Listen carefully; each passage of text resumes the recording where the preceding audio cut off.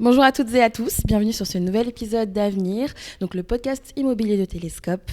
J'ai aujourd'hui avec moi Thibaut Letreux, donc qui est CEO de Check & Visit. Bonjour. Bonjour, est-ce que tu vas bien Thibaut ? Super bien, le soleil est revenu et donc on a le sourire quand le soleil est là. Absolument, et le business va bien, pardon ?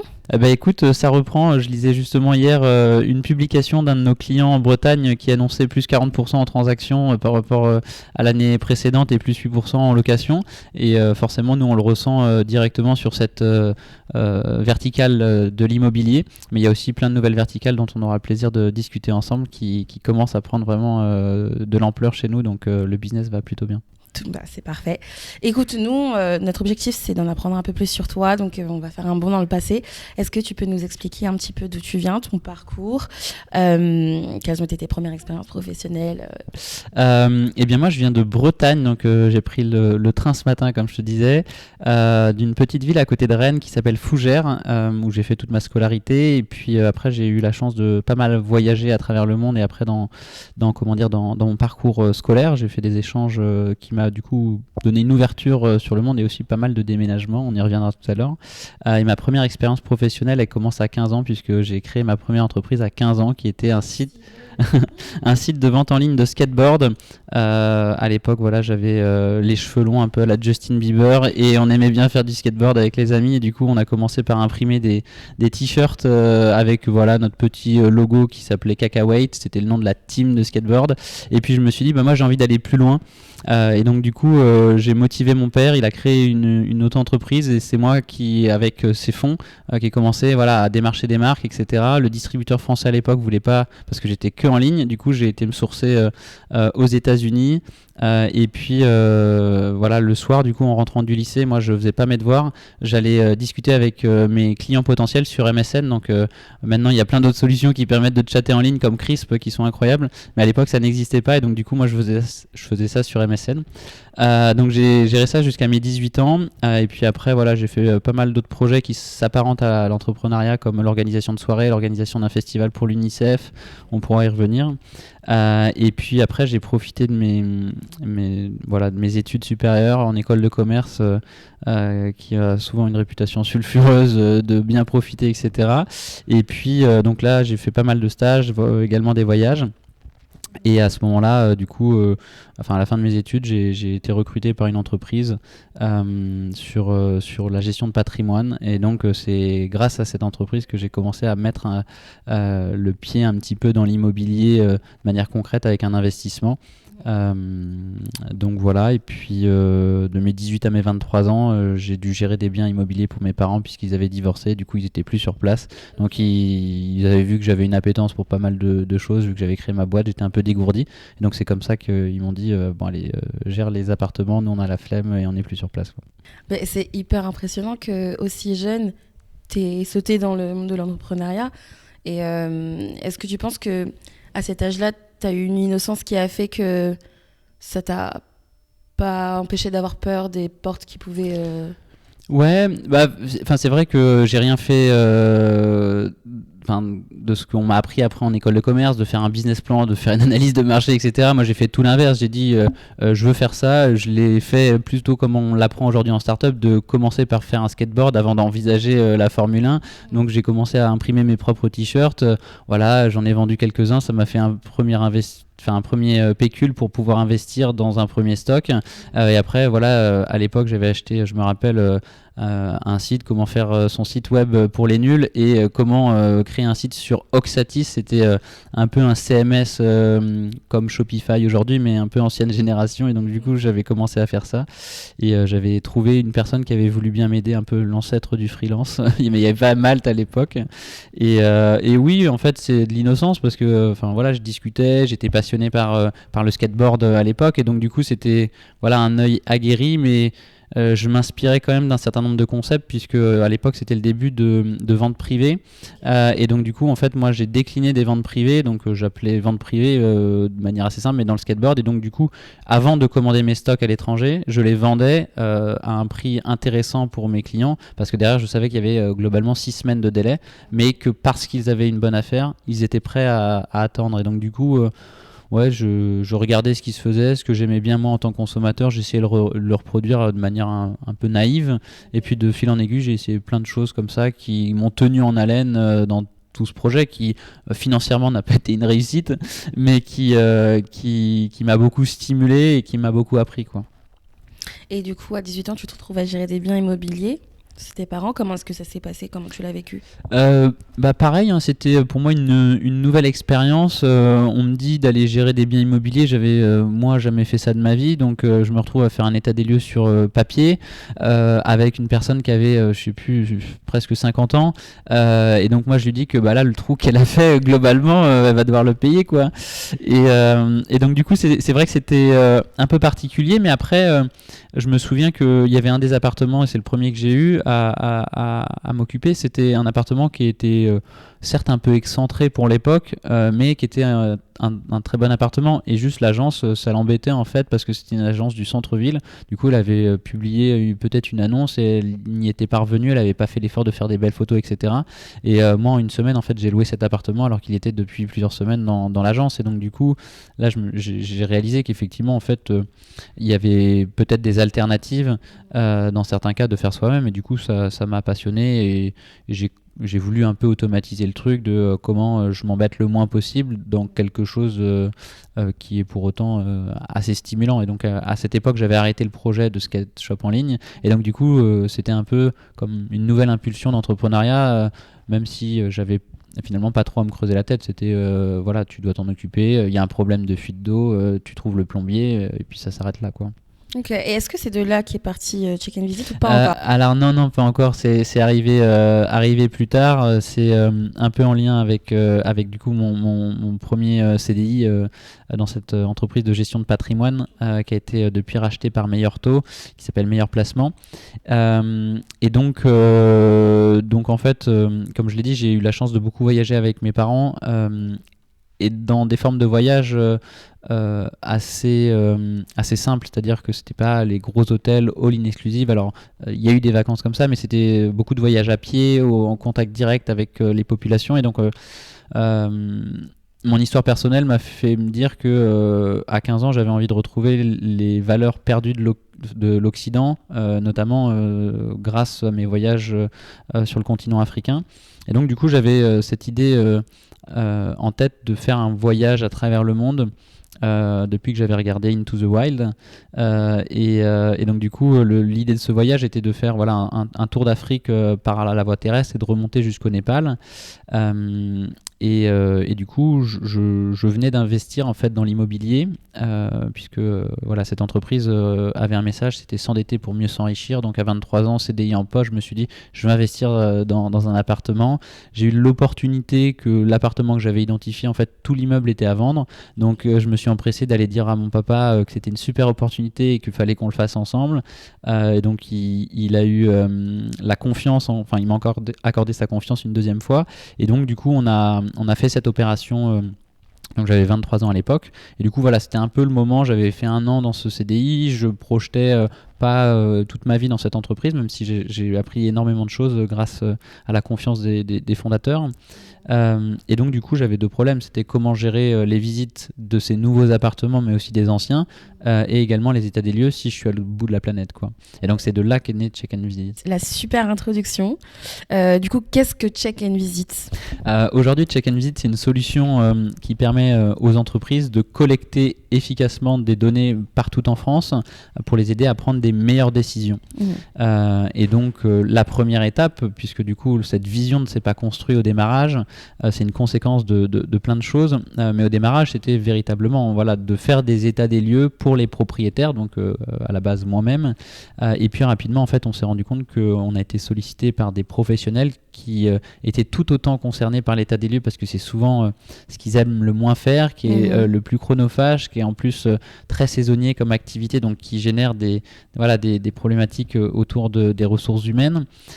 Et donc en 2022, on s'est orienté exclusivement vers les professionnels, puisque à l'époque voilà, on faisait 3 millions de chiffre d'affaires et ça représentait 27 000 euros. Donc du coup, c'était l'épaisseur du trait. Donc on a préféré arrêter complètement. Donc du coup, on a commencé par là, par l'état des lieux, et puis au fur et à mesure du développement auprès de nos clients qui sont donc du coup des administrateurs de biens, des agences immobilières, des notaires ou bien des bailleurs sociaux. Ils nous ont demandé finalement de faire tout un tas de nouvelles prestations pour répondre à d'autres enjeux. Donc du coup, on a commencé à faire de la visite virtuelle, à faire des plans, à faire de la visite locative.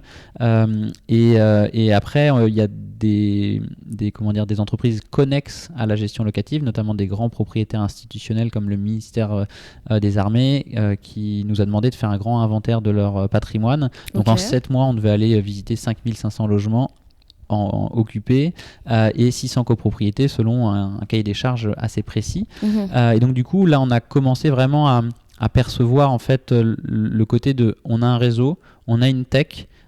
Et du coup, ce qui réunit un petit peu toutes les demandes des gens qui viennent nous partager leurs enjeux et leurs problématiques, c'est d'aller récolter efficacement la donnée et d'en assurer la fiabilité pour pouvoir prendre des décisions derrière de manière plus rapide, de manière plus précise, etc. Et donc du coup, fin 2022, à l'issue de ce contrat, on a vraiment bâti une vision sur ce socle qui est on va collecter de la donnée, donc on peut le faire avec notre propre réseau ou alors juste en mettant à disposition la technologie pour des acteurs qui, eux, peuvent avoir les ressources en interne. Je pense notamment aux bailleurs sociaux qui ont des gardiens ou du personnel de proximité, ou bien des prestataires qui vont faire de l'entretien dans une copropriété, etc. Et donc du coup, là, il y a juste besoin de la tech pour s'assurer que les données qui sont collectées par le prestataire ou par le personnel vont bien répondre au cahier des charges du client. D'accord. Et alors la solution, elle se présente sous une application, plateforme SaaS Alors du coup, c'est une plateforme en ligne qui est également connectable en API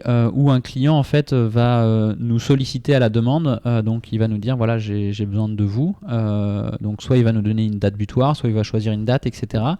Et nous derrière, on va faire le matching avec notre réseau et en fonction de ce que le client a expressément exprimé comme besoin de collecte de données, nous on va du coup créer l'inspection sur mesure pour lui.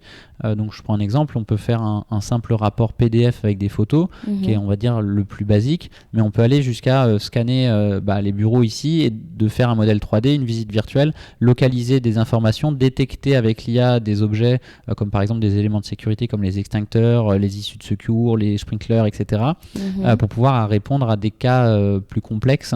Et donc c'est vraiment une solution modulaire qui permet d'assembler à la demande et de manière scalable finalement une solution de collecte de données.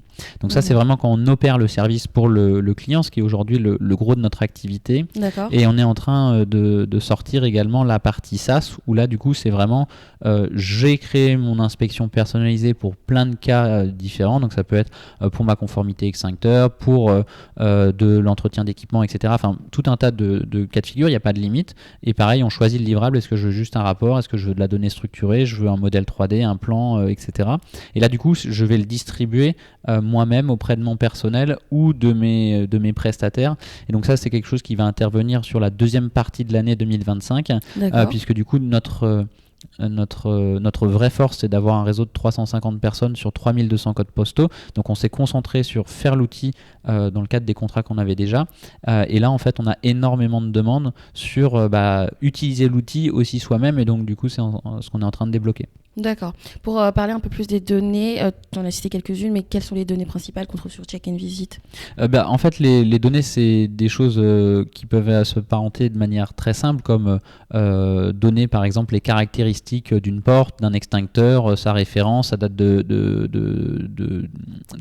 péremption, une photo, mais également surtout des données géospatiales, d'avoir en fait la géométrie d'un actif pour pouvoir positionner des éléments de manière automatique, pour pouvoir ensuite derrière avoir les superficies, hauteur, largeur dans le cadre par exemple des assurances pour faire des travaux de rénovation, ce genre de choses.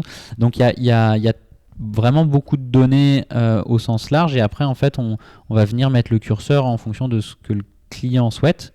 et ces données-là vont produire des livrables. Et là, sur les livrables, en fait, on a vraiment une possibilité qui est très très large. Ça peut être, comme je disais, un rapport PDF, ça peut être une notification, ça peut être de la donnée structurée au format CSV ou JSON pour les réintégrer dans un logiciel métier, mais un modèle 3D, un tableau avec toutes les superficies, des calculs, de la localisation d'objets, de la détection de l'objet sur l'image, sur de la vidéo.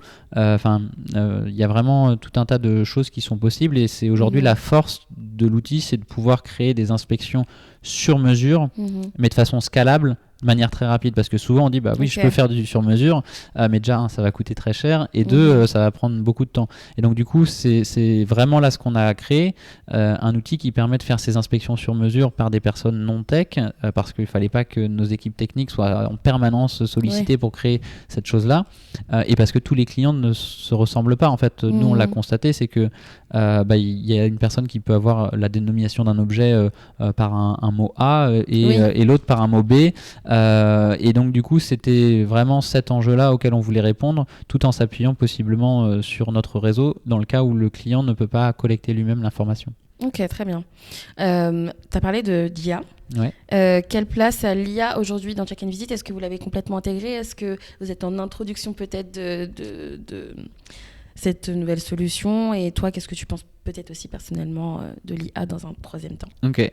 Nous, on l'a intégré très tôt en fait, puisque avec Mathieu, mon associé ami d'enfance, on avait fait donc plusieurs centaines d'états des lieux chacun, et on s'est dit c'est pas possible que les solutions, en fait, parce qu'on n'avait pas développé la tech de Check & Visit à l'époque, c'est pas possible que les solutions actuelles ne permettent pas en un clin d'œil en fait de détecter les défauts, etc. Donc assez naïvement, on s'était dit l'idéal ça serait trouver une solution ou de créer une solution qui permet de scanner les logements en 3D et détecter une partie des dégradations. On savait bien que tout ne serait pas possible, et donc du coup on s'est mis en recherche de validation sur est-ce que c'était possible ou pas, et à la suite d'une série d'interviews on a rencontré notre CTO qui est Sylvain Duchesne, qui lui a fait un doctorat en recomposition de scènes extérieures en modèle 3D, et ensuite qui a beaucoup travaillé dans le deep et le machine learning chez Technicolor, et donc il nous a dit c'est complètement possible. Par contre, le prérequis, c'est que du coup, on récolte les données, que vous soyez propriétaire de ces données pour pouvoir entraîner un réseau de neurones à reconnaître ces dégradations. Donc c'est ce qu'on a fait. Donc on a commencé par faire une application, et donc toutes les photos qui étaient annotées par nos checkers sur le terrain pour les dégradations dans le cadre de l'état des lieux nous ont entraîné en fait un réseau de neurones qu'on a ensuite embarqué dans notre application. Donc c'est un micro réseau de neurones qui fonctionne hors ligne, donc pas besoin de se connecter, etc. Et donc ça c'était bien avant ChatGPT et tous les LLM. Donc du coup on avait vraiment un pied dedans avec une vision très forte, et on a créé ce premier réseau de neurones qui guide encore aujourd'hui nos intervenants sur place. Et après, il y a eu la révolution de tous les LLM au sens où on l'entend aujourd'hui, qui permettent d'avoir un espoir beaucoup plus large que ce qu'on pouvait avoir à l'époque, que ce soit en analyse de flux vidéo, d'analyse d'images, etc. Juste la question derrière, c'est à quel coût déjà pour l'entreprise, et est-ce que le client est prêt à payer ça ou pas, et à quel coût écologique aussi. C'est vrai que nous on est particulièrement vigilant sur ces questions-là, et c'était des choses qu'on avait en ligne de mire au démarrage de Check & Visit, et on avait fait le choix d'essayer de compenser du mieux qu'on pouvait notre impact, et donc on a planté beaucoup d'arbres. Ça peut faire greenwashing et on s'en vante rarement, mais on a planté plus de 33 000 arbres jusqu'à présent, et donc c'est quand même assez conséquent. Donc du coup c'est vrai que pour répondre à la troisième question, intellectuellement et philosophiquement ça pose des questions aujourd'hui qui sont pas encore statuées, en tout cas je trouve, mais par contre je suis persuadé que ça va révolutionner tout un tas de métiers, et donc du coup Check & Visit se prépare à ça. Il y a en interne beaucoup de choses qui ont été menées pour pouvoir à tous les services, que ce soit pôle commercial, service client, post-production, ou même pour les devs avec Copilot. Donc voilà, on a vraiment embrassé ça dès le début. On itère très souvent parce que ça va très très vite, et donc du coup faut juste suivre le state of the art pour s'assurer que d'un point de vue technique, on ne va pas développer quelque chose qui sera en fait complètement dépassé dans 6 mois. Et donc du coup, c'est pour ça que notre choix, il n'a pas été de développer, en tout cas de poursuivre cette intelligence artificielle sur la détection, mais plutôt sur comment interpréter et avoir un pipeline de traitement qui permet à partir d'un flux vidéo de recomposer un modèle 3D, de localiser des objets, etc. Et c'est vraiment ce qui fait aujourd'hui la force. Et d'ailleurs, on a déposé 3 brevets à ce sujet-là, à l'international et en France. Et du coup, le reste, on sera plutôt intégrateur de certaines intelligences artificielles qui vont permettre à la fois d'avoir un produit fini, quoi. Ok, très intéressant. Tu as parlé de tes associés un petit peu. Justement, j'allais te poser la question. Tu as commencé Check and Visit seul, du coup avec ton ami d'enfance. Comment est-ce que tu as créé ton équipe et aujourd'hui, est-ce que tu peux nous parler un petit peu de cette équipe? Comment est-ce que vous êtes Du coup, l'idée, effectivement, moi je l'avais eu tout seul dans le cadre de mes sujets personnels avec l'immobilier, avec mes parents et puis à la suite de ça, mon investissement. Et à l'époque, j'écoutais beaucoup The Family et Coup d'État et j'avais une hantise, c'était d'être solo entrepreneur. Donc je ne voulais pas. Donc ce que beaucoup font, de garder un peu précieusement leur idée. Moi, je parlais le plus possible de mon idée, qui n'était pas non plus révolutionnaire. Et à ce titre, j'ai 2 amis en fait qui m'ont dit moi ça m'intéresse. Si tu veux, je peux être donc checker, donc faire les états des lieux.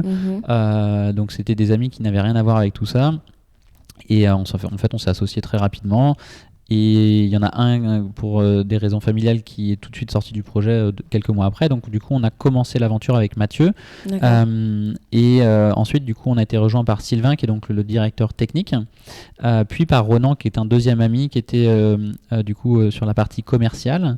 Et puis en 2021, on a été rejoint par Paul, avec qui je co-dirige l'entreprise, qui lui est un peu plus vieux et qui a fait une partie de sa carrière dans les concessions Vinci, etc. et qui sortait d'un LBO sur notamment Indigo, donc les parkings à l'international, et qui avait envie de s'investir de manière plus importante dans un projet, donc soit reprendre une entreprise, soit rejoindre une entreprise à forte croissance dans lequel il aurait pu avoir un ownership important. Et donc il a d'abord rejoint Check and Visit en tant qu'administrateur au comité stratégique, et moi je me suis bien entendu et je voyais qu'il avait une vraie plus-value à apporter. Et donc du coup on a commencé l'aventure à 5 à partir de ce moment-là. Donc on a ensuite du coup levé des fonds fin 2022, début 2023, de manière concomitante avec la crise du VC, la crise de l'IMO, donc just in time. Et du coup, Mathieu et Ronan viennent de sortir. Donc Ronan avait envie de faire un voyage à travers le monde. Du coup, c'est pas moi qui l'ai fait, c'est lui qui va le faire prochainement. Donc du coup, on lui a permis de quitter l'entreprise. Et Mathieu, qui m'avait aidé sur tous les sujets opérationnels et qui a vraiment permis que cette entreprise soit là où elle est aujourd'hui, a eu un heureux événement, donc il est devenu papa et il avait envie de se réaligner avec certaines valeurs et certaines choses qui lui étaient importantes dans ce cadre-là, là où en plus l'entreprise devait prendre un virage un peu différent que ce qu'on avait construit au démarrage, et donc du coup on s'est séparés de cette manière, mais c'est tout frais, ça fait à peine un mois, donc ça a été un moment très éprouvant émotionnellement, et c'est ce que je disais aux équipes, j'ai cofondé cette entreprise avec 2 de mes amis. Aujourd'hui je n'en ai plus, donc même pour moi c'est une nouvelle aventure, quoi. Je vais au travail, quoi, même si ça reste ma boîte. Avant j'allais au travail, je voyais des amis, là je vois que des collègues, des associés, donc du coup c'est même pour moi une nouvelle étape dans Check and Visit, quoi. Et du coup tu accordes quand même une certaine importance à l'équilibre vie pro, vie perso? J'aimerais beaucoup. J'écoutais en venant un invité Kevin de Mon Agile qui disait que voilà, ce serait mentir de dire qu'on a le parfait équilibre. Et je le rejoins tellement. C'est que c'est important d'avoir ça en tête, mais c'est toujours très difficile de le conserver. Donc du coup, moi j'essaie juste de mettre en place un minimum d'hygiène de vie, et pour ça c'est notamment le sport et certaines choses autour de la spiritualité du yoga pour pouvoir le faire, et aussi m'accorder des moments où je peux vraiment pleinement respirer, et donc moi ça va être soit la pêche, soit être entre copains et faire la fête, quoi. Ok, bah oui, profiter de la vie. Au niveau de ta vision entrepreneuriale, tu as commencé très tôt, à 15 ans. Est-ce que qu'est-ce que tu dirais aujourd'hui toi, à 15 ans, des conseils que tu aurais voulu avoir, ou est-ce que tu trouves une grosse différence entre le Thibaut de 15 ans et celui d'aujourd'hui? Alors oui, forcément, mais c'est pas que professionnel. J'ai fait beaucoup de travail sur moi de manière globale, et on en parle peut-être pas suffisamment, mais c'est aussi bien de prendre soin de sa santé mentale, d'éviter les burn-out, de faire un travail profondément sur soi, de se faire aussi accompagner. Depuis quelques temps, je me fais accompagner par un coach complètement incroyable qui s'appelle Vincent, à qui je passe le bonjour.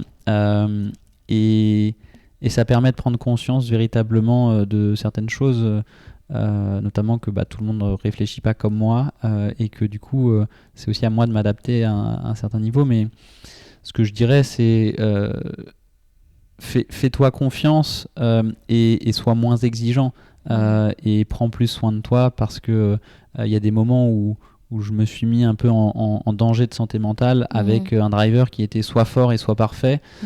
Donc ça, c'est des choses qui sont issues de la ProcessCom. Pour ceux et celles qui connaissent, c'est des tests de personnalité, un peu comme MBTI, mais pas complètement. Et quand on a soit fort et soit parfait, en fait, on peut frôler le burn-out. Et donc du coup, à un moment, il a été vraiment important pour moi de faire un pas de recul et de prendre ce temps, et ce qui n'était pas facile. Et là, voilà, avec tout ce qui s'est passé dans Check and Visit, je suis aussi en train de me réapproprier ma place au sein de l'entreprise et de ce qui est vraiment attendu pour moi.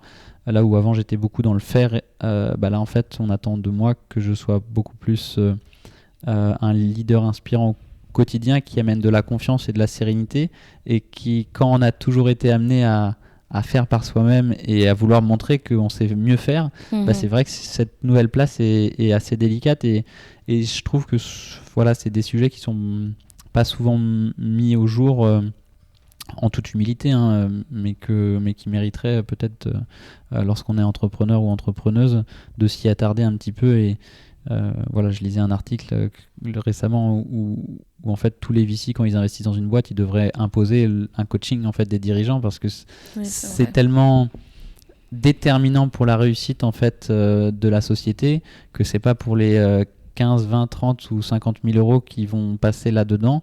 Mais encore faut-il que l'entrepreneur ou l'entrepreneuse soit à même de l'accepter et de le reconnaître. Et c'est vrai que tout le monde ne l'est pas. Sans même d'ailleurs parler d'entrepreneur, parler d'aller voir un psy ou autre, ça peut être tabou pour beaucoup de gens. Donc, Mais du coup, en tant que psy aujourd'hui, avec un nouveau tournant, comment est-ce que tu arrives à garder un lien fort avec ton équipe? Quelles sont les valeurs que tu leur partages? Est-ce que vous avez une culture d'entreprise? Ouais, on a une culture d'entreprise. Après, la culture d'entreprise, elle évolue aussi en fonction des moments de vie de l'entreprise.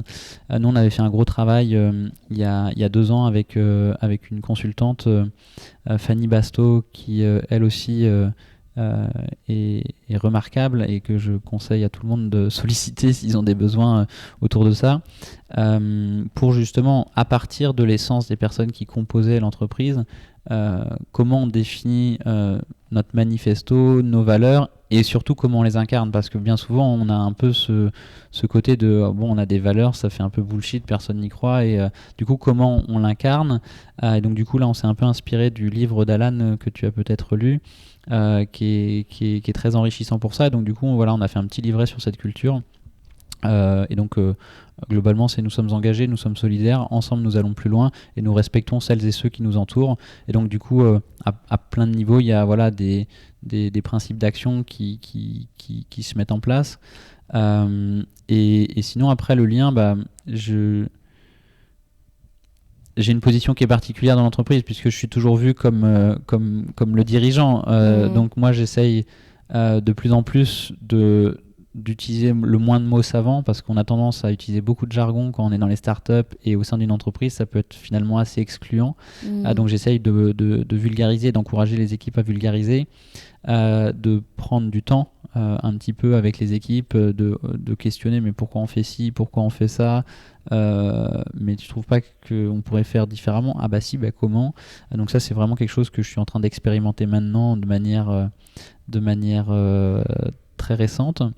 Et sinon, bah voilà, d'incarner la direction et un cap le plus clair possible et de manière intelligible pour que tout à chacun puisse s'y rattacher. Et nous, ça a été un peu difficile à ce niveau-là parce qu'on partait des états des lieux et on avait une vision, celle que je t'ai partagée sur la collecte de données, mais entre le moment où on met cette vision dans la tête des gens et au moment où elle est palpable d'un point de vue opérationnel parce qu'il a fallu tout refondre l'outil, il a fallu créer quelque chose qui soit industrialisable, applicable à tous les secteurs d'activité qui pourraient advenir, etc. Il se passe 18 mois et d'une certaine manière, le quotidien qui aujourd'hui nous fait vivre fait que il y a moins d'évolution qu'avant et du coup c'est les équipes qui sont un peu pénalisées. Donc du coup comment on arrive à joindre les deux réalités? Donc ça c'est vrai que c'est que en discutant, en partageant et en écoutant et plus récemment voilà, j'ai fait des stages de communication non violente et ça m'a beaucoup aidé à développer un peu l'empathie vers l'autre qui était quelque chose dont je manquais un peu. Ok, très intéressant. Pour revenir un petit peu sur Check and Visit, peut-être sur les nouveautés à venir, tu en as un petit peu parlé tout à l'heure. Est-ce que tu peux nous en parler si ce n'est pas ouais, non, bien sûr. C'est vraiment le déploiement en fait sur ces nouvelles verticales. Donc on était très immobilier, gestion locative avec une solution qui fonctionne très bien sur la délégation d'état des lieux, de visite, etc. Et donc là on se déploie beaucoup plus fortement sur tout ce qui est numérisation, génération de plans, donc des plans côté architecte. Donc ça on l'opère et on va le déployer dans plusieurs secteurs. On a également des solutions à destination des assureurs, des assisteurs et des experts en assurance. Où là du coup on va être une solution pour les pics d'activité grâce à notre solution de numérisation pour automatiser le chiffrage après sinistre, notamment de dégâts des eaux, etc. Donc voilà, ça c'est des choses qu'on pousse très fortes. Et puis à la fin de l'année, comme je disais, il y aura cette brique logicielle SaaS qui pourra du coup être également utilisée par les personnes qui ne souhaitent pas déléguer la collecte d'informations. Et donc ça, ce sera un moment important pour nous puisque du coup ça nous permettra d'aller ouvrir d'autres horizons que uniquement les personnes qui sont intéressées par la délégation, quoi. Ok, et est-ce qu'une application mobile est dans vos projets? Ah ouais, du coup c'est InSpacer comme on l'appelle chez nous. C'est vraiment l'outil qui permet de collecter la donnée sur le terrain. Donc c'est celle que nos checkers utilisent et c'est celle que du coup les clients ou leurs prestataires vont pouvoir utiliser d'ici la fin de l'année. Donc ça existe déjà. Après c'est effectivement comment on la déploie. Et donc du coup là il y a un changement de business model du passage uniquement du pay-per-use à un petit peu de SaaS sur cette partie-là, quoi. Comme le podcast s'appelle Avenir, mais comment est-ce que toi tu imagines ton avenir dans 10 ans et comment est-ce que tu projettes Check and Visit sur les prochaines années? Check and Visit, comme on l'a vu, est qu'à son début sur cette vision de la collecte de données. Donc, on a forcément beaucoup d'ambition sur plein de nouvelles industries. Donc, j'ai parlé de l'assurance, mais il y a la construction, il y a les jumeaux numériques, puisque du coup, on numérise des espaces et on a un pipeline de traitement propriétaire. Donc l'idée c'est vraiment de se diversifier sur ces verticales-là et puis pouvoir se déployer à l'international, donc pas en propre, parce que de notre expérience, ça coûte trop cher d'ouvrir un pays, etc. Mais plutôt sous un système de franchise ou avec un partenaire local, etc. Donc d'où l'intérêt aussi du SaaS, de pouvoir avoir un système qui permet de s'adapter, de déployer aussi sans les hommes qu'on a dans le réseau, et les femmes d'ailleurs. Et donc du coup, voilà, continuer à se développer et de faire vraiment un leader de la collecte de données français, en tout cas sur la partie où on opère le service, et après sur d'autres pays émergents, mais suffisamment grands, parce que le but c'est pas d'aller en Suisse où le marché est très petit. Donc voilà, c'est de cibler des marchés qui ont des problématiques, et de pouvoir asseoir une position de leader grâce à la technologie et le positionnement qu'on a précédemment indiqué. Et pour mon sujet personnel, moi je me vois toujours entrepreneur, avec sûrement plusieurs projets que Check and Visit. Voilà, j'ai plein d'idées. Là, je refais des investissements immobiliers avec des amis et j'aime toujours ça, donc je pense que je vais continuer.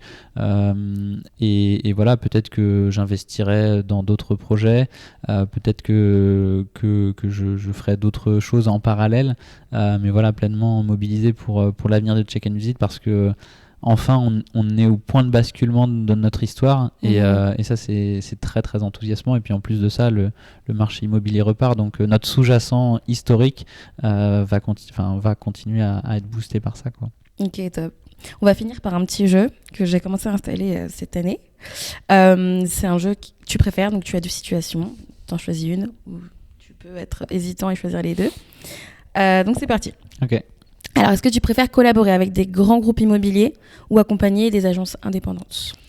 Des agences indépendantes. Ok. Est-ce que tu veux justifier ou... Parce que dans l'histoire de Check and Visit, c'est comme ça que ça s'est fait, et il y a toujours un ancrage local et très humain. Et l'expérience des grands groupes, c'est que malheureusement, ça prend souvent trop de temps, et que quand on est en start-up, du temps, on n'en a pas autant qu'eux. Très bien. Est-ce que tu préfères développer ton offre en France uniquement ou te projeter à l'international ? Tu as un petit peu répondu. Ouais, moi je préférerais être à l'international, parce que c'est beaucoup plus enthousiasmant, etc. La réalité, c'est que faut pas brûler les étapes, et il y a encore plein de choses à faire en France, et donc du coup c'est la raison pour laquelle pour l'instant on a choisi la France. Ok. Est-ce que tu préfères miser sur l'optimisation des process via la tech ou sur la formation humaine des pros de l'immobilier ou de tes équipes ? Optimiser les process via la tech. Est-ce que tu préfères travailler sur des problématiques de gestion locative ou de transaction ? Gestion locative. Ok. Tu préfères une solution tout en un centralisé ou une logique d'interconnexion via API ? Interconnexion via API, c'est ce qu'on prône, parce que je ne crois plus au modèle tout en un. C'est l'interopérabilité, et c'est ce qu'on essaye de faire au quotidien avec Check and Visit. Ok. Et dernière question, est-ce que tu préfères viser la rentabilité rapide ou investir sur des cycles de valeur à long terme ? Aujourd'hui, la rentabilité, mais toujours dans une optique en fait de financer des projets dans le cadre d'un cycle à long terme. Mais effectivement, aujourd'hui, la capacité, moi j'appelle ça plutôt la capacité d'autofinancement, puisque la rentabilité voudrait que on verse des dividendes à des actionnaires, etc. Or, la réalité, c'est qu'on n'est pas du tout dans cette dynamique en tant que start-up en général. Et donc, du coup, c'est plutôt de se dire, on vise des cycles à long terme, avec le prérequis d'être capable d'être en capacité d'autofinancer nos projets, quoi. Ok, très bien. Écoute, merci beaucoup Thibaut. Merci à toi pour l'invitation. Merci pour ce super moment. En tout cas, c'était super enrichissant et intéressant. Puis on vous souhaite tout le meilleur à toi et à Check and Visit. Merci, bonne journée. Merci.